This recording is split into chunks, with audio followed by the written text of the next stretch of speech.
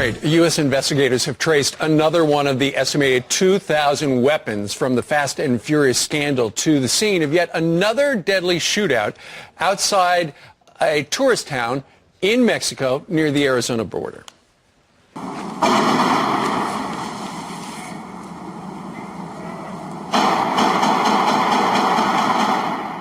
Wow, the shooting left at least 5 suspected cartel gunmen dead, and it's raising even more questions as to why no one was held accountable for this failed gun-running operation in the first place. Joining us right now is the author of Fast and Furious, Barack Obama's Bloodiest Scandal, and its shameless cover-up, Katie Pavlich. Katie, are you surprised where we're at today, where we just hear about these things and there's been no hell to pay for anyone? I'm not surprised. This is the same playbook we've seen with this administration with every single problem that we've had that comes out of any department in the administration. We're talking about now 1,400 of these Fast and Furious guns that are still missing.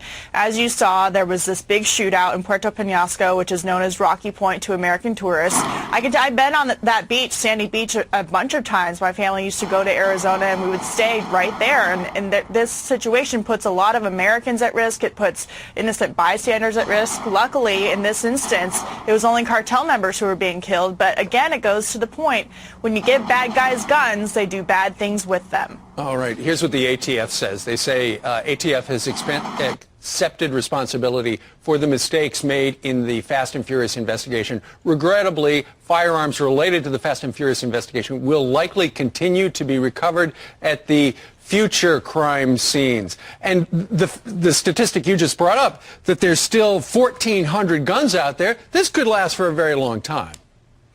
Absolutely. And, you know, ATF's definition of responsibility has always been a very loose one that they use. You know, a lot of the people who were at the head of Fast and Furious haven't been fired, not to mention a lot of them are now in higher positions than they were before. And we're talking about, you know, there's not a lot that Attorney General Eric Holder will admit, but there is one thing that he does admit, and that's that we're going to see lots of murders, lots of deaths down the road as a result of this operation. And we're talking about hundreds of Mexican citizens already killed. We're talking about Border Patrol Agent Brian Terry here in the United States being killed.